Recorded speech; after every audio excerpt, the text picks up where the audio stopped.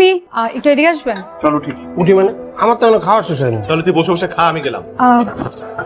আপনি কি আমাকে রেখে চলে যাচ্ছিলেন? বেশি কথা বলতেছিস কেন? একটা বিবাহিত বয়স্ক ছেলেকে একটা ভদ্র মহিলার সামনে আপনি মারতেছেন, এত নিষ্ঠুর কেন আপনি? আপনার খারাপ লাগে না? না, আমার খারাপ লাগে না। আমার খারাপ লাগে তখন যখন তুই মানুষের সামনে আমার কি ইমেজটা নষ্ট করে দিস। আচ্ছা, আপনি যদি কিছু মনে না করেন তাহলে কি আমরা বাইরে অন্য কোথাও গিয়ে বসে একটু কথা বলতে পারি, যদি আপনার প্রবলেম না থাকে? আপনাকে একটা প্রশ্ন করতে পারি, আপনি কি এনগেজড? হ্যাঁ হ্যাঁ? হ্যাঁ, আমি আপনার সাথে এঙ্গেজ। মানে এই মুহূর্তে আমি আপনার সাথে কথা বলা এঙ্গেজ। আপনি না কিছুই বুঝতে পারছেন না। আমি আপনাকে যেটা জিজ্ঞেস করছি সেটা হচ্ছে আপনাকে কোনো গার্লফ্রেন্ড আছে? Right. না, আমার কোনো গার্লফ্রেন্ড নেই। আর কোনো বোকা মেয়ে এই দুনিয়াতে নেই যে আমার মতো একটা বেকার ছেলের সাথে প্রেম করবে। আপনার নাম্বারটা দেওয়া যাবে? যাবে, কিন্তু আরো দুবার সাক্ষাতের পর। মেসেজ? আপনি আচ্ছা, আপনি না ব্যাংকে চাকরি করেন, তাহলে তো সময় পান কি করে? আশ্চর্য, আপনি আগে আমাকে বসতে বলেন, তারপর আমরা এসব কথা বলি। Oh sorry please have a seat.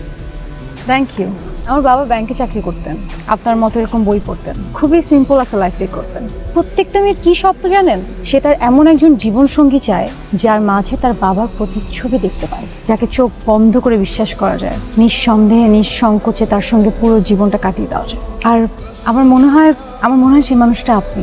আপনাকে আমার ভালো লেগেছে, তাই আমি সারাটা জীবন আপনার সঙ্গে কাটাতে চাই, অবশ্য বিয়ে করে।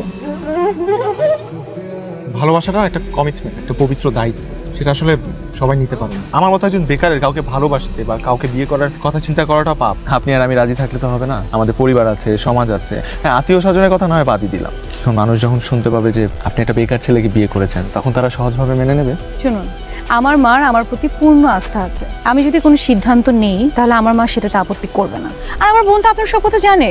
আর একটা মানুষ তার সারা জীবন বেকার থাকে না। বুঝেছি আপনি নাছোড়বান্দা, কিন্তু যতদিন না পর্যন্ত আমার কিছু হচ্ছে, মানে কোনো গতি হচ্ছে, ততদিন পর্যন্ত কিন্তু আমার এই বেকার জীবন কেন্দ্রিক অগোছালো জীবনটাই মেনে নিতে হবে। বলুন, আছেন রাজি? রাজি, কিন্তু একটা ব্যাপার, আপনার আমাকে প্রতিদিন 1 কাপ করে চা খাওয়াতে হবে, নিজের হাতে বানিয়ে।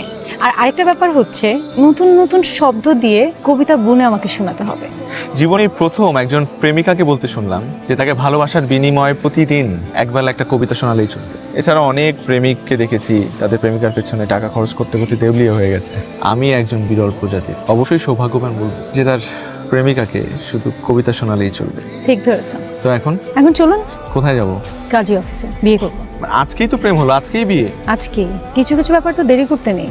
আর আমি চাই বিয়ের পর প্রেম করব। মানে আজকেই টিকিট কাটলাম আর আজকেই ফ্লাইট।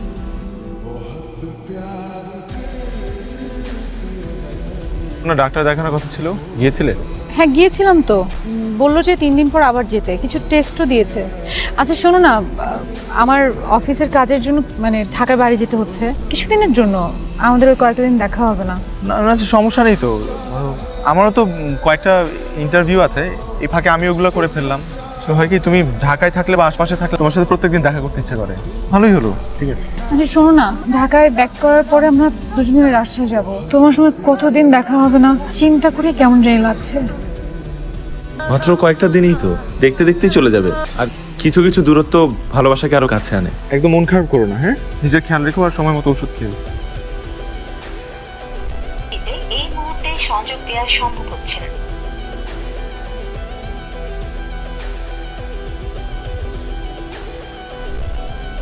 কেন করলে আমার সাথে এরকম? ওয়াই? আমার অপরাধটা কি ছিল? আমি কি কোনো অন্যায় করেছিলাম? আমি গত 5টা বছর তোমাকে কোথায় খুঁজি নাই, আমি সব জায়গায় খুঁজেছি, কিন্তু তুমি যে নাই কোথাও। আর এত বছর পর আমি আজকে জানতে পারলাম যে তুমি ভালো আছো, ইউ আর ম্যারিড, তোমার একটা ছেলেও আছে। আমার সাথে গল্প হয়েছিল কেন? ওয়াই? অধুনার যখন 10-12 বছর বয়স, তখন থেকে ওর মাথা ব্যথার সমস্যা। অনেক ডাক্তার দেখিয়েছি, ডাক্তার দেখালে কিছুদিন ভালো থাকে, আবার শুরু হয়। এর মধ্যে অনেকদিন প্রায় ভালো ছিল, তারপর ঢাকায় চাকরি হলো, ও ঢাকা চলে গেল। ঢাকায় অফিসের কাজে এত ব্যস্ত থাকতো যে ও আমাদের এখানে আসতে পারতো। আমি ওকে ফোন করে বারবার জিজ্ঞেস করতাম, ওষুধ ঠিক মতো খেয়েছিস? ও বলতো, মা আমি ভালো আছি মা, তুমি আমাকে নিয়ে কোনো চিন্তা করো না। আমি ওর কোনো কাজে কখনো বাধা দিইনি। ও হলো আমার ছোট মেয়ে অপ্সরা। জি? অধরা আর অপ্সরা 2 চমচ বোন। ও এখানকার একটা কলেজে পড়ায়। আপু প্রায় ফোনে আপনাদের সম্পর্কের কথা আমাকে বলতো যে খুব তাড়াতাড়ি আপনাকে নিয়ে এখানে আসবে। কিন্তু হঠাৎ করে একদিন দেখি আপু একা এখানে চলে আসলো। আপু খুব অসুস্থ ছিল। তারপর আপুকে আমরা ডাক্তারের কাছে নিয়ে যাই। আপুকে কিছু টেস্ট দিল, ধরা পড়লো যে আপুর ক্যান্সার। মানে সাথে এটাও জানতে পারলাম যে আপু প্রেগনেন্ট। আপু তুই তাহলে কি সিদ্ধান্ত নিলি একটু বল। অবসর আমি আগেও বলেছি, এখন আবার বলছি, আমাদের বাচ্চার ক্ষতি করে আমি কিছু করতে পারবো না। তুই এগুলো কি বলতেছিস? মাকে কি করে বুঝাবো? আমি তো মাকে বুঝাতে পারবো না, মা ওদিক থেকে নামতেছে। কিছু একটা বল, কিছু একটা কর। তুই মাকে বোঝা। এমন তো না যে অপারেশনটা করলে আমি বেঁচে যাব। আমার বেঁচে যাওয়ার নিশ্চয়তা কিন্তু নেই। কি হয়েছে, তুই কাঁদছিস কেন? অবসর তুইও কি মার মতো করবি? শোন, আমার যদি কিছু হয়ে যায়, তুই আছিস, মা আছে, তুই তো অন্তত আমার বাচ্চাটাকে দেখে রাখবি। অবসর বল যে তুই আমার বাচ্চাটাকে দেখে রাখবি। অবসর বল তুই আমার বাচ্চাটাকে দেখে রাখবি। আমরা অনেকবার আপনার কথা জিজ্ঞেস করেছি, আপনার ইনফরমেশন জানতে চেয়েছি, কিন্তু আপু বলেনি। শুধুমাত্র আপনার ফিউচারের কথা চিন্তা করে আপু চাচ্ছিল আপনি ভালো থাকেন। ঈশান হওয়ার ঠিক কিছুদিন পর আপু মারা যায়। ঈশান যখন ওকে মা বলে ডাকে তখন আমি বিশ্বাসই করি যে অবসর আমার অধরার সাথে শেষ দেখা হয়েছিল 9 ফেব্রুয়ারি।